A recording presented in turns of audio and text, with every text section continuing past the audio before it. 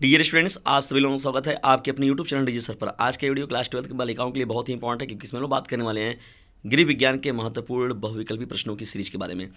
तो dear students, सभी प्रश्नों में अंत तक बने रहिएगा। सभी जो प्रश्न हैं बहुत ही मोस्ट इंपॉर्टेंट है। और यदि आपने अभी बहुविकल्पी के गृह विज्ञान के मॉडल पेपर को नहीं देखा तो उसे ज़रूर देख लें, और साथ ही साथ सब्जेक्ट वाइज प्लेलिस्ट जो है उसे भी देखते रहें और अपनी तैयारी को एक बेहतर मंजिल दें। चलिए स्टार्ट करते हैं हम लोग आज के महत्वपूर्ण प्रश्नों की सीरीज में। पहले प्रश्न से पहला देखिए डिस्टर्स, हम लोग का प्रश्न क्या है, पर्यावरण की रक्षा के लिए हमें क्या करना चाहिए। देखिए पर्यावरण की रक्षा के लिए क्या चीज़ करनी चाहिए, ये देखिए यहाँ पर बात हो रही है। जो ऑप्शन दिया गया है, ऑप्शन नंबर ए दिया गया है पेड़ पौधे उगाने चाहिए। बी जो दिया गया है ऊर्जा के वैकल्पिक स्रोत ढूंढने चाहिए।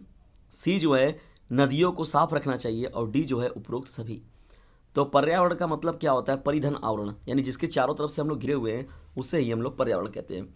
तो जाहिर सी बात है हमें पर्यावरण की रक्षा के लिए पेड़ पौधे भी उगाना जरूरी है। ऊर्जा के वैकल्पिक स्रोत मतलब जैसे सौर ऊर्जा की बातें हो गई, या वे जो कि प्रदूषण को कम करें, ठीक है। और उसके साथ ही जैसे नेचुरल गैसें होगी, प्राकृतिक गैसों की बात होगी, तो इन सभी चीज़ों की ज़रूरत होगी। और नदियों को भी साफ रखना होगा, ठीक है। इन सभी के लिए पर्यावरण की इन सभी को करना जरूरी है। तो दिया गया जो पहला प्रश्न है इसका राइट आंसर जो हो जाएगा ऑप्शन नंबर डी करेक्ट हो जाएगा, उपरोक्त सभी।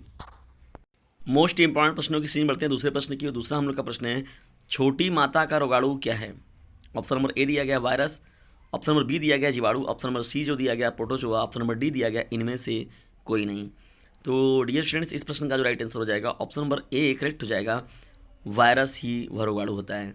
दूसरे प्रश्न का जो ऑप्शन नंबर ए है वो करेक्ट हो जाएगा। Dear students, DJ sir channel का मचा दीजिए शोर क्योंकि बोर्ड एग्जामिनेशन आ रहा है अब आपकी ओर। तो इसी उद्देश्य के साथ हम लोग बढ़ते हैं अपने तीसरे महत्वपूर्ण प्रश्न की ओर। तीसरा हम लोग का प्रश्न क्या है, भूकंप को किस पैमाने पर मापते हैं। प्रश्न को एक बार ध्यान सुनिए, भूकंप को किस पैमाने पर मापते हैं। जो दिया गया ऑप्शन है, ऑप्शन नंबर ए जो दिया गया है कैलोरी में, बी जो ऑप्शन दिया गया जूल में, और सी जो ऑप्शन दिया गया है इसमें आपका रिएक्टर स्केल में, और डी जो दिया गया है मीटर प्रति सेकंड में। तो देखिए डियर स्टूडेंट्स, जब भूकंप जब आता है तो उसमें देखिए रिएक्टर स्केल पर ही ये पैमाने पर इसको मापते हैं कि हाँ इतनी तीव्रता का भूकंप आया है, ठीक है। तो तीसरे प्रश्न का जो राइट आंसर हो जाएगा ऑप्शन नंबर सी करेक्ट हो जाएगा।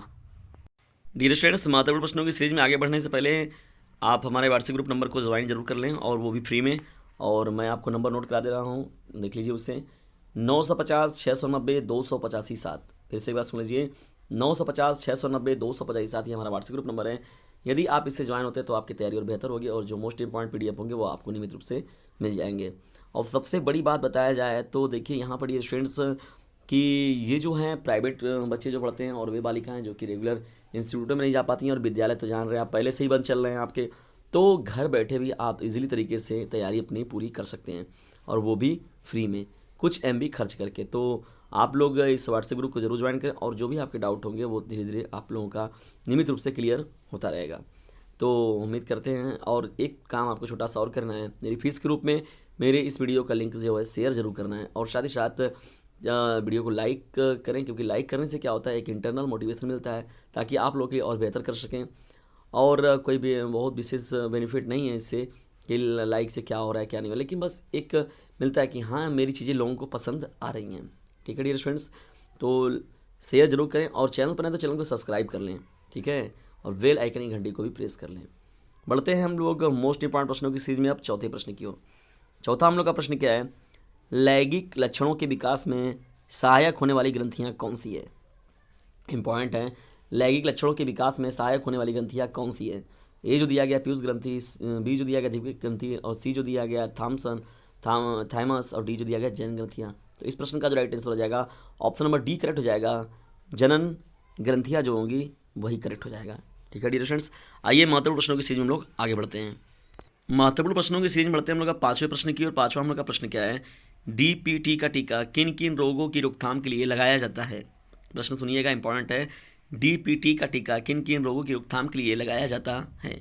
जो दिया गया इसमें विकल्प है आपका ए जो ऑप्शन दिया गया है टीबी, बी जो दिया गया डायरिया, सी जो दिया गया रेबीज के लिए, और डी जो दिया गया डिप्थीरिया, कुकुर खांसी या टिटनेस में। तो डियर स्टूडेंट्स, जो पाँचवें प्रश्न का राइट आंसर हो जाएगा ऑप्शन नंबर डी करेक्ट हो जाएगा। डीपीटी का जो टीका लगाया जाता है वो डिप्थीरिया हो गया रोग, कुकुर खांसी हो गई, और साथ ही साथ टिटनेस रोग के उपचार के लिए जो होता है डीपीटी का टीका लगाया जाता है। तो पांचवा प्रश्न जो दिया गया है इस प्रश्न का जो राइट आंसर हो जाएगा ऑप्शन नंबर डी करेक्ट हो जाएगा। चलिए मोस्ट इंपॉर्टेंट प्रश्नों की सीरीज में बढ़ते हैं हम लोग अब छठवें प्रश्न की ओर। संयुक्त परिवार के विघटन का मुख्य कारण क्या है? इंपॉर्टेंट प्रश्न है, संयुक्त परिवार के विघटन का मुख्य कारण क्या है? जो दिया गया ऑप्शन नंबर ए है इसका कला, और बी जो दिया गया पाश्चात्य संस्कृति का प्रभाव, और सी जो दिया गया, बी जो दिया गया शिक्षा की असुविधा, और डी जो दिया गया इनमें से सभी। तो डियर स्टूडेंट्स, संयुक्त परिवार के विघटन का प्रमुख कारण अगर देखा जाए तो देखिए पाश्चात्य संस्कृति के प्रभाव में आकर ही चीज़ ज़्यादा देखने को मिल रही हैं। तो छठवां प्रश्न जो दिया गया उसका राइट आंसर जो हो जाएगा ऑप्शन नंबर सी करेक्ट हो जाएगा। यानी पश्चिमी संस्कृति की बात हो रही है, पाश्चात्य संस्कृति का प्रभाव है ये, जिसकी वजह से संयुक्त परिवार के विघटन देखने को मिल रहे हैं। तो छठवां जो प्रश्न है इस प्रश्न का राइट आंसर जो हो जाएगा ऑप्शन नंबर सी करेक्ट हो जाएगा। बढ़ते हैं प्रश्नों की सीरीज में हम लोग सातवें प्रश्न की ओर। सातवां हम लोग का प्रश्न क्या है, निम्नलिखित में से किसका संबंध इंसुलिन निर्माण से है? प्रश्न को देखिएगा ध्यान से, निम्नलिखित में से किसका संबंध इंसुलिन निर्माण से है? जो दिया गया विकल्प इसमें क्या है, ऑप्शन नंबर ए दिया गया पीयूष ग्रंथि, बी जो दिया गया अधिवृक्क ग्रंथि, सी जो दिया गया अग्न्याशय है, और डी जो दिया गया लार ग्रंथि। तो डियर स्टूडेंट्स, इस प्रश्न का जो राइट आंसर हो जाएगा ऑप्शन नंबर बी करेक्ट हो जाएगा। अग्न्याशय जो होता है तो इंसुलिन निर्माण से संबंधित है। तो सातवां जो प्रश्न है इस प्रश्न का जो राइट आंसर हो जाएगा ऑप्शन नंबर बी करेक्ट हो जाएगा। डियर स्टूडेंट्स, डीजीएस चैनल के साथ मिलकर कर लीजिए अपने बोर्ड एग्जामिनेशन की अच्छे से तैयारी, क्योंकि इस बार बोर्ड एग्जाम में बैठने की है आपकी बारी। तो याद रखिएगा, अभी नहीं तो कभी नहीं, लग जाइए चक्कर। 2-3 महीने का समय है और अपने आप को एक बेहतर बनाइए इस चैनल के साथ जुड़कर, और साथ ही साथ इस चैनल का जो लिंक है उसे अपने फ्रेंड सर्कल में शेयर करके। बढ़ते हैं हम लोग आठवें प्रश्न की, और आठवां हम लोग का प्रश्न है, बाल्यावस्था का कौन सा कारक व्यक्ति के व्यक्तित्व पर प्रभाव डालता है?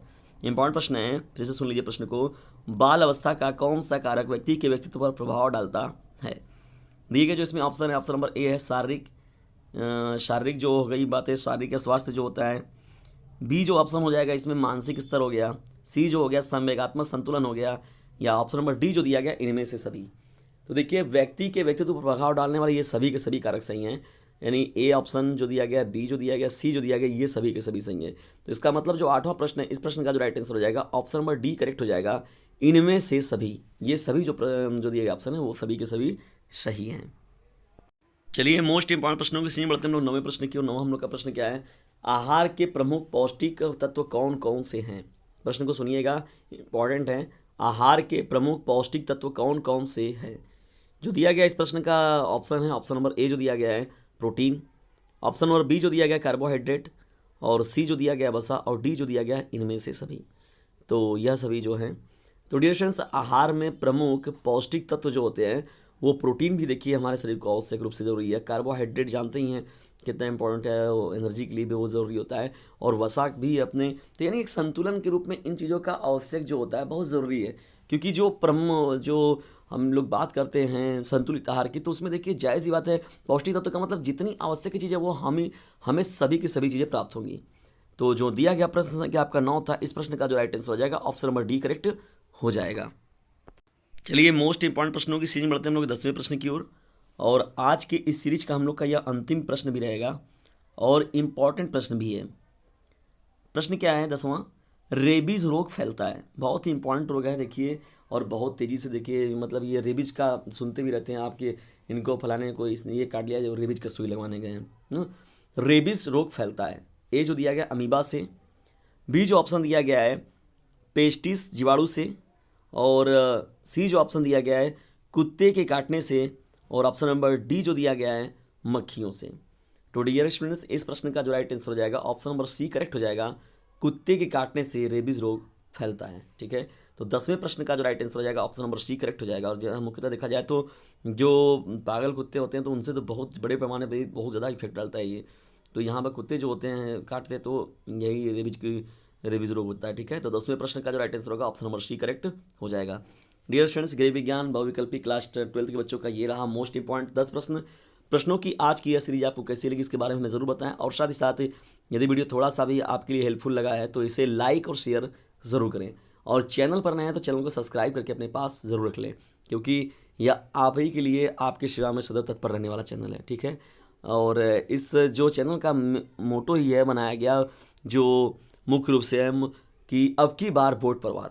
ठीक है, इसी नीति पर यह चैनल जो है कार्य कर रहा है। अब की बार बोर्ड परिवार, तो बोर्ड परिवार हम लोग तभी कर पाएंगे जब हमारे पास उस प्रतिभा के और भी ज़्यादा विद्यार्थी मिलेंगे, यानी सभी विद्यार्थी मिले जो कि प्राइवेट स्तर से बच्चे पढ़ते हैं, प्राइवेट फॉर्म से भी पढ़ते हैं, उनके अंदर एबिलिटी है, पढ़ने में भी बेहतर है, लेकिन इकोनॉमिकल कंडीशन की वजह से वो रेगुलर पढ़ नहीं पाते। तो इसलिए वे बच्चे भी इस चैनल से यदि पढ़ते हैं तो मुझे इस बात की बहुत खुशी होगी।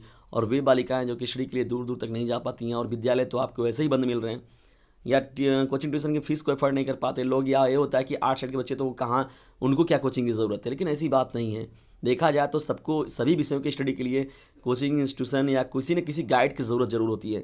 तो फ्री एजुकेशन के रूप में डीजे सर चैनल जो है ऐसे बच्चों के साथ है। तो आप लोग को बस यही काम करना है कि जो ऐसे लाभान्वित बच्चे, जो दूर दराज के बच्चे हैं, आउटसाइड के बच्चे हैं, पूरे यूपी में, पूरे यूपी के जितने भी ज़िले हैं, आपको उन सभी ज़िलों में इस वीडियो का लिंक जो है पहुँचे, इस बात की मुझे बहुत खुशी होगी। तो मिलते हैं अगली वीडियो में, तब तक अपने स्वास्थ्य का ध्यान रखते हुए नियमित रूप से अपनी स्टडी को जारी रखिए। Thanks for watching.